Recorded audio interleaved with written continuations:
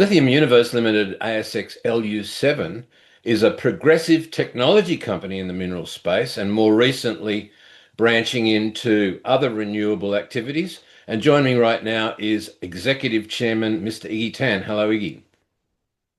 Hi, Tim. Glad to see you again. Absolutely glad to see you again. Now, you've had a long history of technology and a long history in lithium, and you've been dubbed part of the Lithium Dream Team and focusing on closing the lithium conversion gap. Briefly, just go through Lithium Universe's progress, firstly in terms of the lithium, and then we'll talk about what is more recent on the table.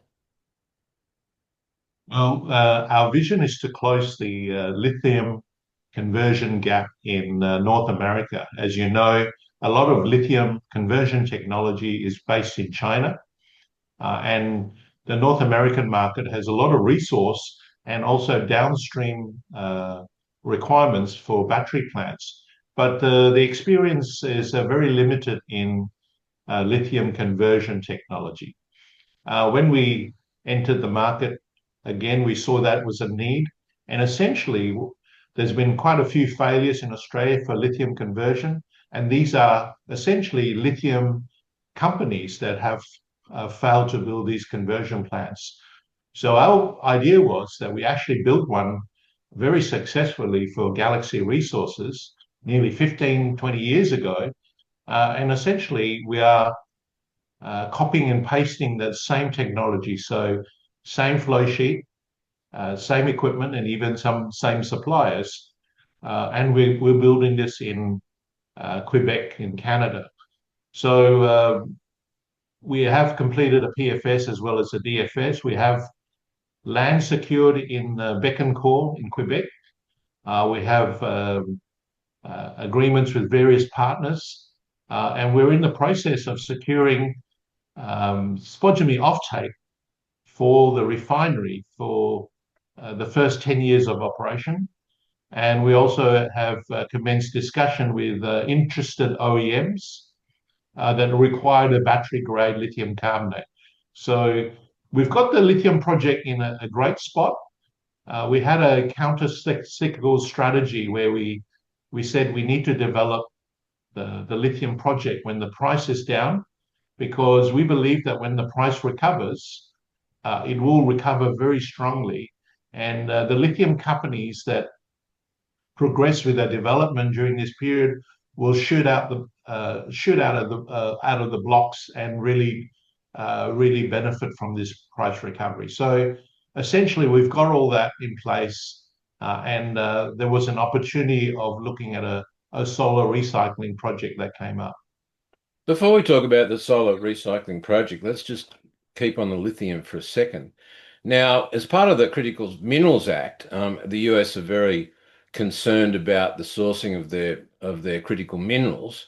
But this goes a step further with Lithium Universe because you also have a critical processing technology. So, do you see the Critical Minerals Act and the North American strategy for critical minerals impacting also on the growth of the sector? Yeah, absolutely. So the reliance on critical minerals in North America is really putting a lot of focus on projects like ours. But I think more so in Canada as well, because with the tussle between US and Canada, Canada is now moving very strongly to onshore all the supply chain from, as you know, there's a lot of resources of lithium in Canada. They want it to be processed. They want to then feed it into cathode material and then feed it into the battery plants, which then feed into the EV industry. So we see a lot of benefits with this Canada really onshoring their critical supply chain. And as I guess more companies, lithium producers, would be seeing that technology processing within easy reach in Canada and not offshore. Yeah, absolutely. So recently, just overnight, the Chinese government have now started to ban spodumene processing technology from being exported. So we are the only company. Essentially, we were the people that actually brought that technology 15 or 20 years ago To to China, China. and really that became the benchmark for most refineries around China. So I think if you remember, Tim, at the time we built a 17,000 ton per annum battery grade Janks, refinery, and at the Jansen, wasn't time the largest plant in China was only 4,000 tons per annum. So it? essentially, we brought that technology to China, and this is an opportunity for Canada to really get into the conversion technology. We think that Quebec is a great place to be. We have access to cheap hydropower. We are close to the mines, and Canada has a 25% tariff on lithium chemicals coming from China. So when you add all that up, we're actually in conversion terms even cheaper than some of the Chinese conversions. So we think that if you're going to build a refinery around the world, anywhere in the Asia, you are going to compete with China. Building a refinery in North America is really the key to this transatlantic conversion center that we believe that will develop. Let's switch from critical minerals to precious metals. And silver. Now, silver's come a long way in the last few years in terms of its price.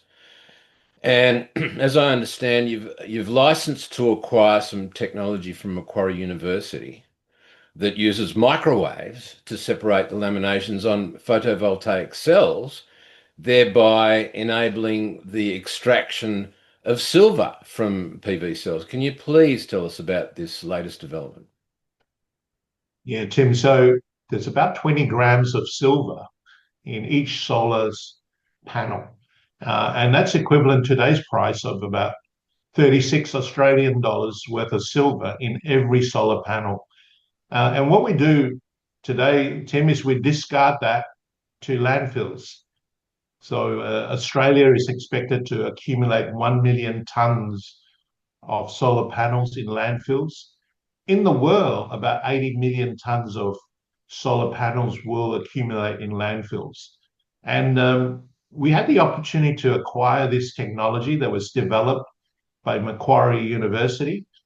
And essentially, in a solar panel, Tim, you've got an aluminium frame, you've got glass, you've got a thermoplastic called EVA that sandwiches the silicon wafer, and then you've got a backing sheet. So currently, to recycle these things, they have to shred it, crush the material, heat it up to nearly 1400 degrees, trying to remove this EVA thermoplastic, and then use some chemicals to try to extract any sort of critical materials. The technology is very inefficient, and the recovery rates are very low.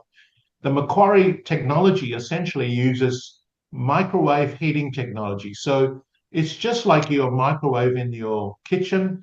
You put a solar panel in the microwave, it selectively heats up that. So the silicon wafer heats up to 600 degrees in 2 seconds. And when it does, it actually delaminates the plastic layer from it. And essentially, you just peel that off, take the silicon wafer, and start to extract the critical metals from that silicon wafer. As I mentioned, 20 grams of silver. It also contains obviously silicon and also some critical metals like indium and gallium, which is critical to the semiconductor industry. So yeah, silver is an interesting. Recently, silver hit the 14-year high. Essentially, it's the demand for silver has been driven by essentially solar panels. About 680 million ounces of silver demand every year. Unfortunately, supply can't keep up. There's about a deficit of 111 million ounces this year, and consequently, you've seen the price of silver rise from $16 US per an ounce up to close to $40 US an ounce. So silver is a very interesting market, and this technology helps us to look at extraction of silver. In terms of, you mentioned that there are other materials that can be extracted. I know it's been a big problem in the renewable industry in terms of recycling these devices and PV cells and also other things. What do you estimate the value of a standard PV cell? I know you mentioned about $36 worth of silver.